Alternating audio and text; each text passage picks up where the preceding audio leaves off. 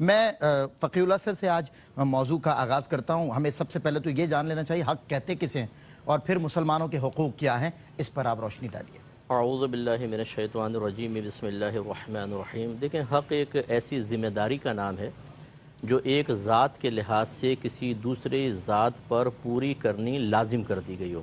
ٹھیک ہے. اب اگر جس ذات کی خاطر وہ لازم کی ہے وہ اللہ تعالیٰ ہے اور ہم پر وہ ذمہ داری ڈالی گئی ہے تو وہ اللہ کے حقوق کہلاتے ہیں. صحیح. اور اگر وہ بندے ہیں سامنے, بندے کی ذمہ داری بندے پر ہے تو وہ اس بندے کا حق کہلائیں گے. مثلا اگر ماں باپ کی ذمہ داری اولاد پر تو یہ ماں باپ کے حقوق کہلائیں گے. ٹھیک ہے. بیوی کے شوہر پر, شوہر کی بیوی پر.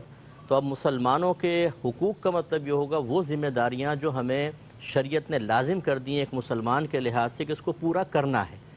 اب چونکہ یہ ایک ذمہ داری ہے, یہ ہماری رسپانسبلٹی ہے, اگر ہم نہیں کرتے تو میدان محشر میں پھر حساب ہوگا کہ تم نے ذمہ داری پوری کیوں نہیں کی. کیونکہ جب ہم امپلائی ہوتے ہیں ہم پر ایک ذمہ داری عائد ہوتی ہے, جب ہم پورا کرتے ہیں تبھی سیلری کے مستحق ہوتے ہیں. تو بروز قیامت پوچھا جائے گا کہ تم نے اپنی نوکری اپنی جاب صحیح کی تھی, کوتاہی تو نہیں کی تھی. اگر نہیں کی تھی تو پھر بالکل ہمیں جنت کی شکل میں, اللہ کی رضا کی شکل میں گویا کہ اجرت دے دی جائے گی. اور اگر ایسا نہیں ہے تو سزا کے مستحق ہوں گے. اس طرح کے ہماری نیکیاں نکال کے شخص کے نام اعمال میں, اور اس سے اگر ہمارا وہ کمی اور کوتاہی کا معاملہ پورا نہیں ہوگا تو اس کی برائیاں نکال کر ہمارے نام اعمال میں ڈالی جائیں گی, جس کی بھی حق تلفی ہم سے. جی ہاں, اسی لیے معلوم یہ ہوا کہ یہ جاننا بہت ضروری ہے کہ اللہ تعالیٰ نے کس کے لحاظ سے کس پر کیا ذمہ داری رکھی ہے. ٹھیک ہے. وہ جیسے بھی آپ نے کہا کہ بعض اوقات تو اپنی بس ذمہ داری, دوسرے کی ذمہ داری کا احساس ہوتا ہے, تمہیں پورا کرنا ہے, اپنا نہیں. اور بعضوں کو یہی نہیں پتا ہوتا کہ ذمہ داری کیا ہے. صحیح. تو وہ غیر ذمہ داری کو ذمہ داری بنا رہے ہوتے ہیں. جیسے بیویاں مطالبہ کر رہی ہوتی ہیں مجھے الگ رہائش دو.